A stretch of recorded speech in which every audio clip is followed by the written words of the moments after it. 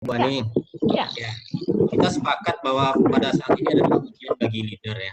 ya, Bagi leader di mana leader itu harus bisa untuk antara lain mengelola people ya. Jadi ya, kita dalam mengawal people untuk mewujudkan perubahan sesuai dengan betul. tujuan organisasi. Hmm, Sehingga people nanti juga bisa memajukan bisnis. Ya, Tapi ada beberapa hal yang mungkin dalam kaitannya dengan yang Bu Ani sampaikan tadi, bagaimana leader itu bisa purpose driven culture. Ya. Saat ini di organisasi ya mungkin ada beberapa heterogenitas generasi ya, ada generasi X, Y sampai milenial ya. Kemudian mereka juga sekarang mungkin komunikasinya dengan kita agak renggang ya karena pandemi ini ya. Sementara mereka juga menerima informasi dari mana saja dan informasi sekarang banyak yang benar, salah, semacamnya belum teruji kebenarannya. Nah, terkait dengan hal tersebut, kira-kira kiat-kiat kita apa ya Bu Ani, sehingga kita bisa mendrive ya purpose driven culture tadi untuk menuju perubahan yang diharapkan atau sesuai dengan tujuan organisasi. Begitu Bu Ani, terima kasih. baik. Terima kasih Pak Heri untuk pertanyaannya.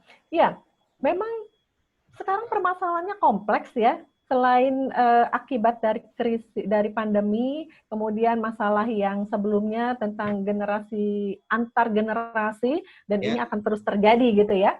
Nah, bagaimana kita bisa membangun komunikasi yang baik? Bapak Ibu, kalau kita berbeda generasi, bahkan bukan berbeda generasi, berbeda orang pun aja udah berbeda gitu ya, terlebih generasi. Ini diperlukan keterbukaan, ya. Artinya begini, seorang leader, ya, kita dari generasi yang berbeda misalnya, bagaimana kita membuka diri, ya, kita tahu bahwa oh ini loh karakteristik generasi X misalnya atau bahkan Anda ada yang baby boomers gitu ya. Generasi saya tuh karakteristiknya begini, ya. Katakanlah ini contoh, generasi X dikatakan orang generasi yang kalau bekerja itu pakai planning, bekerjanya sistematis gitu ya. Nah, kemudian berhadapan dengan generasi Y, bahkan sebentar lagi masuk generasi Z ke dunia kerja, yaitu mereka yang lahir di tahun 2000 ya. Generasi Z. Mereka pola kerjanya apa? Pola kerja instan. Tidak perlu planning misalnya, ya. Kemudian juga generasi X lebih suka tatap muka langsung. Jadi kalau atasan generasi X ya berharapnya apa? Anak buahnya datang, selamat pagi Pak, masuk ke ruangan gitu. Selamat pagi Pak, selamat siang Pak, Pak saya mau pulang. Nah itu yang diharapkan. Kalau ada apa-apa, ya ngomong, ketemu saya. Itu kata generasi X. Generasi Y, apalagi generasi Z, itu generasi chatting Pak. Ya, jadi mereka tidak suka yang harus ketemu langsung. Aduh nggak penting ya, kecuali kepepet lah gitu ya. Nah yang saya mau katakan adalah kita coba kita memahami, oh generasi saya ini seperti ini, generasi Y seperti itu, generasi Z seperti itu. Dan kita coba memahami. Dan setelah kita pahami, kita coba beradaptasi. Kita menyesuaikan. Bukannya saya, misalnya saya generasi X, generasi Y, karena kamu anak buah saya, kamu ikut saya. Bukan. Tapi saya coba memahami, oh generasi Y seperti itu ya. Oke, saya coba menyesuaikan. Bisa jadi ada sisi dari generasi Y yang tidak baik. Kita berikan masukan. Nah, sama generasi yang lain pun seperti itu, keterbukaan. Tapi kita tidak bisa memaksa orang, kamu harus terbuka. Tapi bagaimana kita membuka diri dulu, sehingga kemudian kita pada akhirnya mau menerima perbedaan, kemudian kita saling beradaptasi dengan situasi tersebut.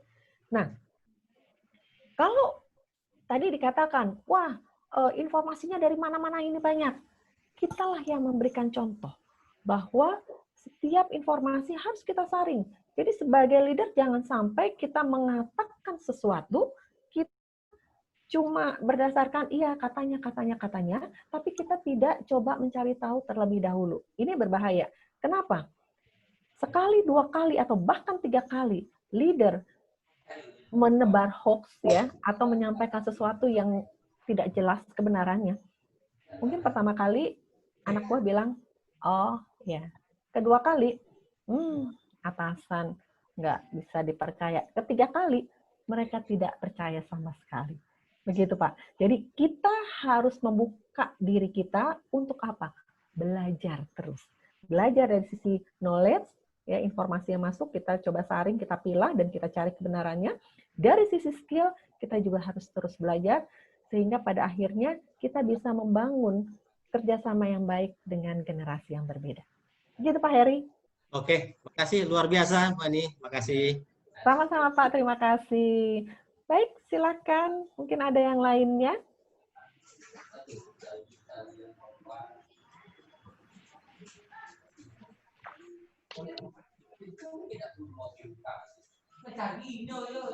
Masih ada Bapak Ibu yang lain?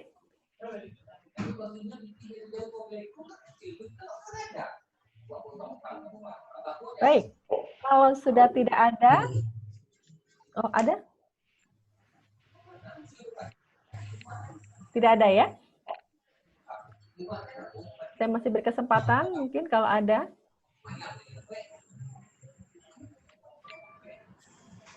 Silakan.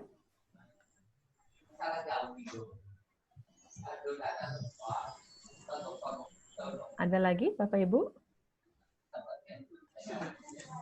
Ya, jadi memang kalau kita lihat leader ini punya tanggung jawab yang besar ya Bapak Ibu ya. Tapi jangan khawatir Bapak Ibu. Walaupun tanggung jawab Anda sebagai leader itu besar, sebenarnya itulah kesempatan Anda belajar dan meningkatkan kualitas diri. Anda dituntut untuk memahami anggota tim, Anda dituntut untuk melakukan ini, melakukan itu, ya, untuk dapat membangun dan mengembangkan anggota tim. Sungguhnya, pada saat itu, Anda juga sedang belajar untuk Anda meningkatkan kualitas diri Anda. Sehingga pada akhirnya, Anda sebagai leader bukan sekedar menjalankan tanggung jawab, tetapi Anda sebagai leader, Anda juga sedang mengeluarkan potensi diri Anda, dan Anda sedang terus meningkatkan kualitas diri Anda. Ada lagi Bapak Ibu? Halo. Ya, Iya, iya Bapak. saya dari Samarinda. Mohon maaf, saya mohon izin. Terima kasih. Alhamdulillah ini sangat bermanfaat. Kebetulan waktu salat Jumat di area Kalimantan.